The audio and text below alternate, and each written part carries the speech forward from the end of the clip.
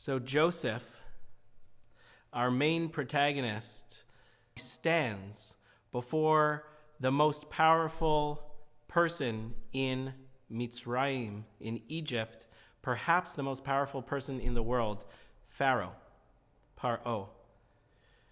You see, Pharaoh had these dreams and no one could interpret them, and Joseph was his man, ready to interpret these dreams. Joseph had all the answers. But it was not Joseph who took the credit. In fact, continuously reminds us that it is God who's helping him to interpret the dreams. What is the wisdom in this? What is the teaching? We walk around our days from the mundane to the powerful, perhaps thinking too often that it is our powers that propel us forward. But there is a higher power, and there are powers beyond us. Powers so impactful they can interpret dreams. So full of life that they can take life away with a great famine.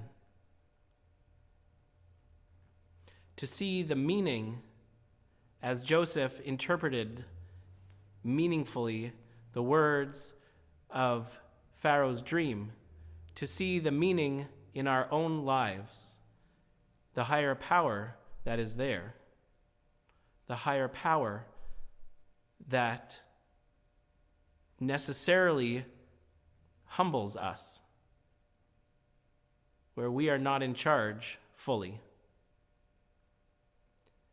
Now, there are times where we are agents of our lives. In fact, quite often, we have a power. In this case, it's specifically said in the Torah, why was the dream mentioned twice? Well, because God had determined it.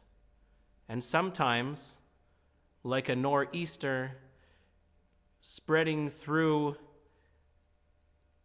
our northeast coast, we have no power over it. It is determined by God. But sometimes, quite often, there are ways where we do have power.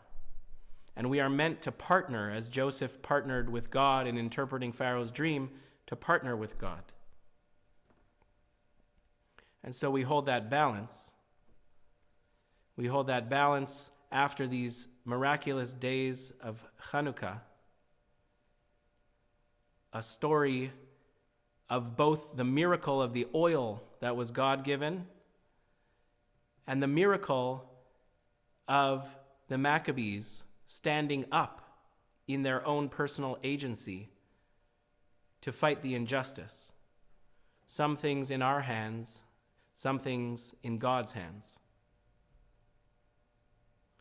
So may we be so blessed to be grateful and to acknowledge God's presence in our lives, never taking the credit, always giving it where it is deserved, nor shying away from our place in the world,